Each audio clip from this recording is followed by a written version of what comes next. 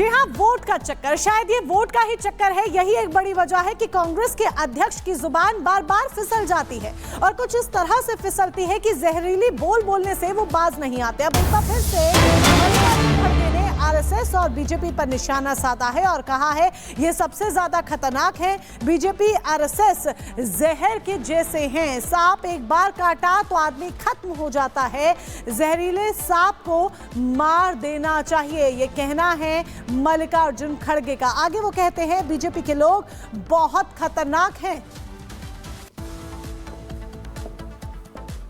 अगर वही लोग धोखा दिए तो हमारी पार्टी क्या विचारधारा लेके,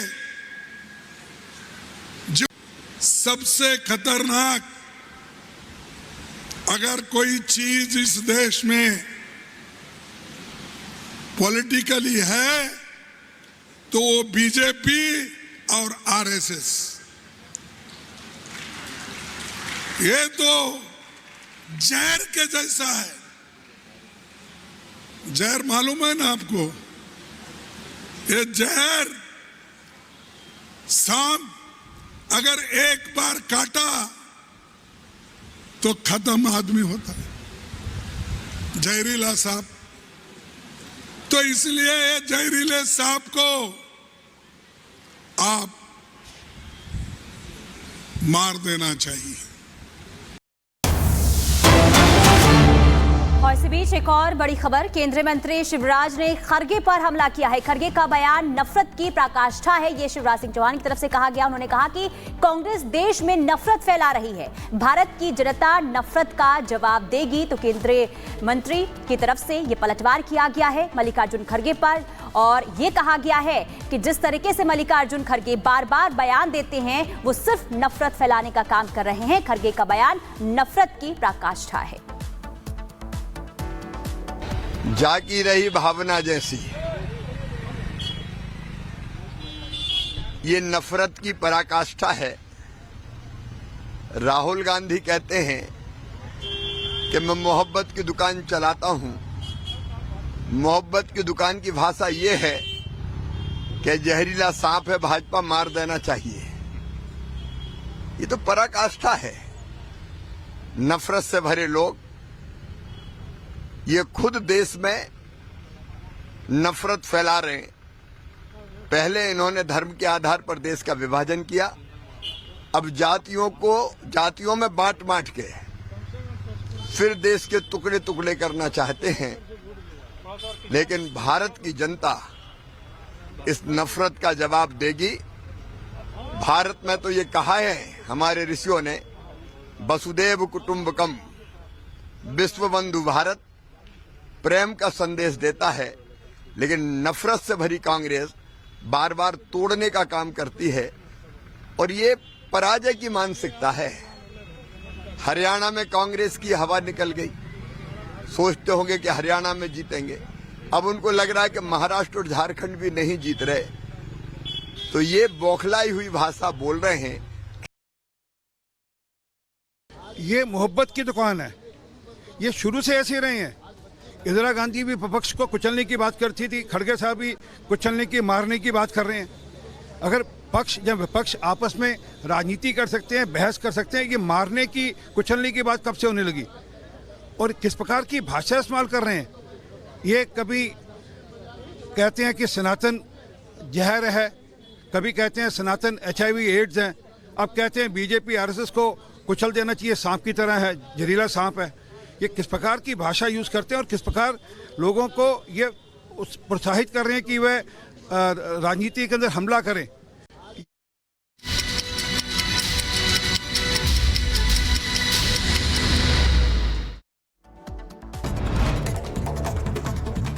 उत्तर प्रदेश के बदायूं में कार में लगी आग, कार में गैस रिफिलिंग के दौरान हादसा हुआ, मचा हड़कंप, वीडियो सामने आया। झांसी में दिखा आग का तांडव, हार्डवेयर की दुकान में लगी आग, हड़कंप मचा, कड़ी मशक्कत के बाद पाया गया आग पर काबू। मध्य प्रदेश के खरगोन में दिखा रफ्तार का कहर, अनियंत्रित होकर आपस में टकराई गाड़ियां, हादसे में 2 की मौत, 5 घायल, हादसे का CCTV सामने आया।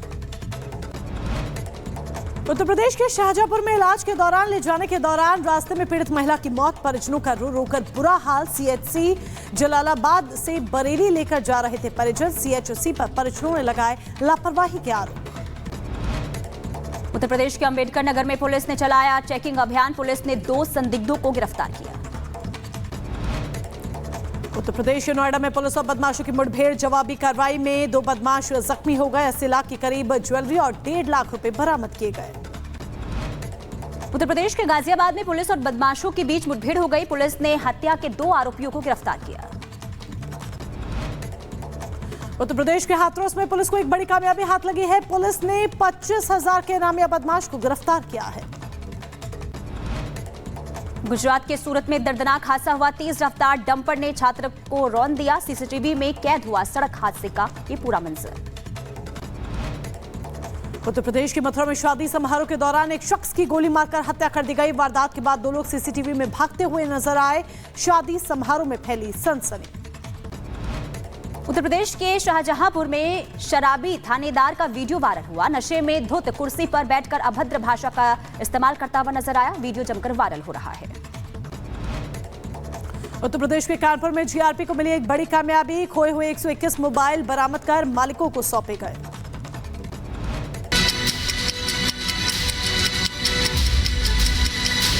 आज बजे महाराष्ट्र और झारखंड के लिए चुनाव प्रचार थम जाएगा। साथ ही उत्तर प्रदेश की 9 विधानसभा सीटों पर उपचुनाव होना है, उसके लिए भी चुनाव प्रचार थम जाएगा। ये अहम खबर है, तो आपको बता रहे हैं 20 तारीख को मतदान होना है झारखंड में और महाराष्ट्र में भी। साथ ही उत्तर प्रदेश की 9 विधानसभा सीटों के उपचुनाव के लिए भी मतदान होना है, जिसके लिए आज शाम 5 बजे चुनाव प्रचार थम जाएगा। सभी दलों ने अपनी ताकत झोंकी है, सभी दलों के बड़े चेहरे लगातार जनता के बीच गए, रैलियां की, रोड शो के जरिए बताया कि सरकार बनने पर क्या किया जाएगा। और आज 5 बजे शाम को चुनाव प्रचार महाराष्ट्र, झारखंड और उत्तर प्रदेश के उपचुनाव के लिए थम जाएगा। महाराष्ट्र में 288 विधानसभा सीटों पर वोटिंग होगी, जबकि झारखंड में 13 नवंबर को पहले फेज की वोटिंग हुई थी और 20 नवंबर को यानी कि परसों दूसरे चरण का मतदान होगा।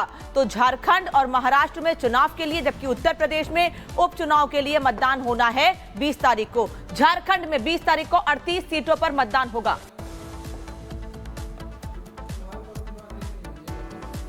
तो महाराष्ट्र, झारखंड और उत्तर प्रदेश की 9 विधानसभा सीटों पर उपचुनाव होना है। महाराष्ट्र की अगर 288 सीटों की बात करें, इसके अलावा अगर हम बात करें झारखंड की, यानी कि दूसरे फेज के लिए वोट डाले जाएंगे 38 सीटों पर। लेकिन उससे पहले आज चुनाव प्रचार का आखिरी दिन, यानी कि आज दावों वादों का आखिरी दिन है और शाम 5 बजे के बाद कोई भी नेता जनता के बीच जाकर वोट की अपील करते हुए नजर नहीं आएंगे। ऐसे में आज आखिरी दिन पूरी तरीके से तमाम पार्टियों ने अपनी पूरी ताकत लगा दी है और देखना यह होगा कि आखिर 23 नवंबर को जनता किन के वादों पर भरोसा जताती है। लेकिन उससे पहले आज किस तरीके से सियासी सरगर्मियां चुनाव प्रचार के आखिरी दिन देखने को मिल रही है, रिपोर्ट के जरिए आपको दिखाते हैं। मैं आभार प्रकट करती हूं।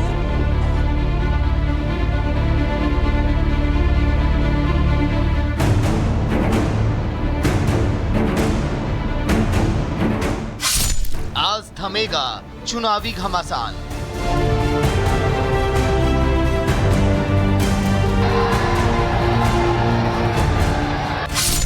अड़तालीस घंटे बाद जनता करेगी मतदान।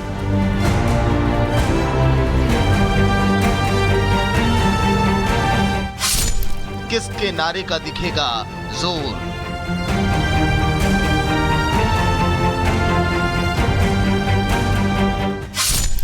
इंतजार बस 48 घंटे और।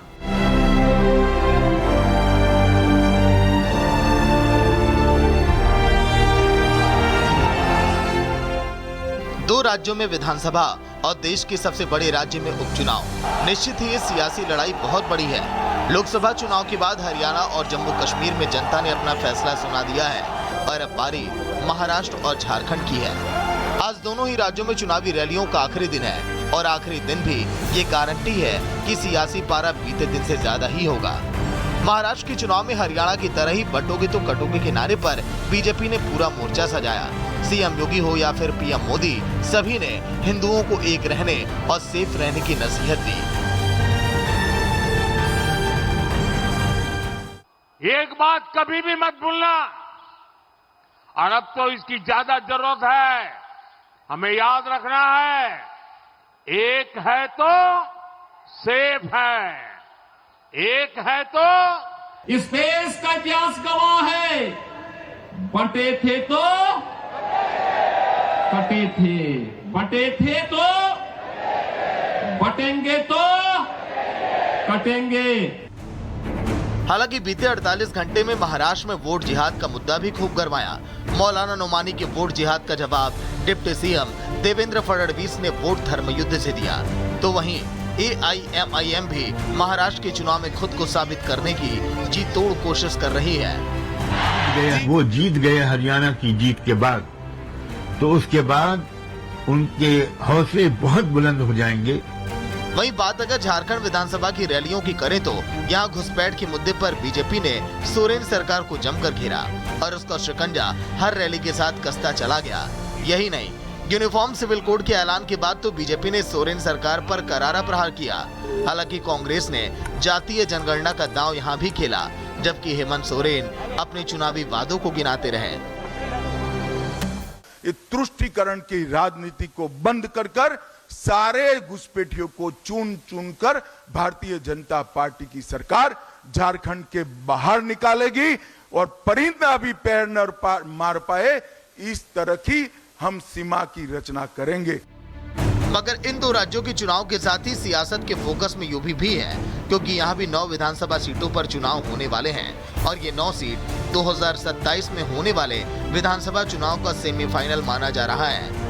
यहाँ भी सीएम योगी का नारा बटोगे तो कटोगे का खूब वायरल है। समाजवादी पार्टी ने पूरी कोशिश की कि इस नारे का तोड़ खोल लें।